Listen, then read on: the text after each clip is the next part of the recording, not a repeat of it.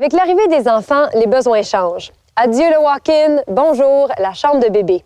Le condo est soudainement trop petit et on rêve d'une grande cour arrière. Mais avant de mettre une pancarte à vendre sur notre terrain, nombreux sont les vendeurs qui font appel au staging afin de mettre en valeur leur maison et de conclure une vente plus rapide. Spécialiste du staging, Myriam Thompson nous donne une leçon de décoration dans le but de vendre.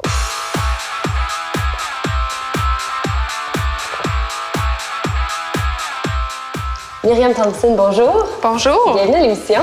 Merci. Le staging, qu'est-ce que c'est au juste? Le staging, c'est la décoration lors de la vente de votre maison. OK? C'est de la préparer à recevoir les nouveaux acheteurs et les aider à se visualiser dans cet environnement. OK? C'est important qu'elle soit à son meilleur.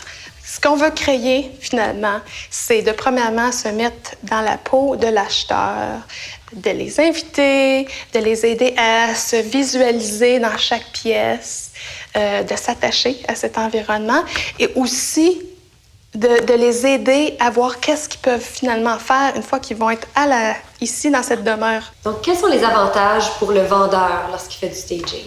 Pour le vendeur, les avantages, ça serait de, premièrement, vendre leur maison plus rapidement en juste réaménageant l'espace comme tel, en enlevant des choses, en rafraîchissant et nettoyant.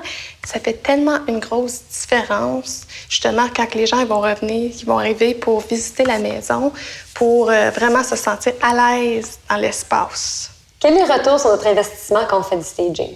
Le retour de l'investissement, quand les gens y mettent l'effort justement à réparer, habituellement, ils reçoivent ce qu'ils ont investi et plus. Les trois choses que les gens devraient vraiment concentrer dessus, c'est les planchers, premièrement, les murs et aussi les places de rangement, les placards et puis tout ça.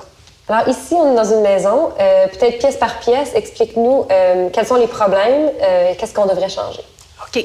Comme on peut voir à l'entrée, ici, belle entrée, belle tuile, tout, mais c'est un peu non personnel, c'est pas très chaleureux. On veut rajouter des meubles à la bonne proportion de la pièce, ajouter des cadres, mettre de la verdure, ça c'est un autre élément important pour le décor du home staging. Dans le salon, on a un grand foyer, comme vous pouvez voir, qui est notre point focal. Okay? Le point focal, c'est l'environnement où on doit décorer autour. Okay? On voit qu'il y a un sofa ici qui n'est pas nécessairement rattaché à ce qui se passe. Alors, on doit réaménager, tout redéplacer pour que ça soit décoré autour du foyer. On peut voir aussi à la salle à dîner qu'il y a des chaises de bébé. On veut enlever tous ces objets-là parce que les nouveaux acheteurs n'ont pas nécessairement des enfants. Si on regarde dans la cuisine aussi, il y a trop de choses sur les comptoirs. OK? C'est de les mettre en storage et on veut vendre la pièce comme telle et non notre décoration. OK? Fait qu'en enlevant toutes ces choses-là et en rajoutant même aussi un bouquet de fleurs, ça rajoute aussi la même sorte d'éléments. La raison aussi qu'on veut faire du staging, c'est que ça permet de vendre plus rapidement et au prix qu'on demande. Merci beaucoup. Merci.